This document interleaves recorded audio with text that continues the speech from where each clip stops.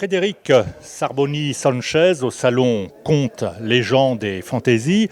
Frédéric, nouvelliste des textes courts donc. Pourquoi ce format? Parce que c'est un format qui m'a toujours plu personnellement. J'en étais consommateur, j'en suis devenu rédacteur également. Voilà, tout simplement. Alors, on est ici dans un salon dédié aux littératures de l'imaginaire. Est-ce que le format de la nouvelle est approprié aux littératures de l'imaginaire?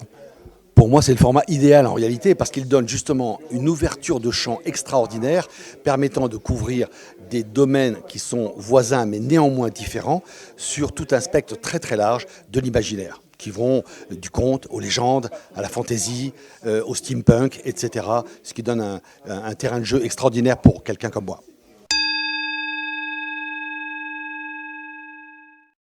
On voit ici des titres, le chant de l'île Vrare, les doigts de cuivre. Est-ce qu'on peut avoir une idée de ce que l'on trouve dans des nouvelles dédiées à l'imaginaire? Bien sûr, la première nouvelle par exemple de cet ouvrage, le chant de l'île Vrac, raconte l'histoire d'un garçon qui s'appelle Malo, qui habite un village côtier qui s'appelle Guissény.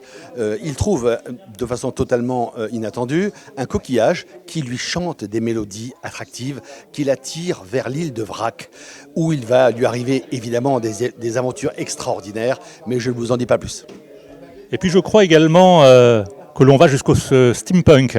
Alors le steampunk, en effet, c'est vraiment un terrain qui me plaît beaucoup. J'étais un gros lecteur étant enfant de Jules Verne, bien sûr, et il me reste des tas de souvenirs de lecture passionnantes et envahissantes pour mes proches de cette époque-là. Et aujourd'hui, en effet, j'ai quelques nouvelles qui traitent de ce domaine. Alors j'ai la faiblesse de mélanger les genres, en fait. Je mélange notamment le conte avec le steampunk. Ça donne des résultats étranges parfois, mais j'espère passionnants pour le lecteur.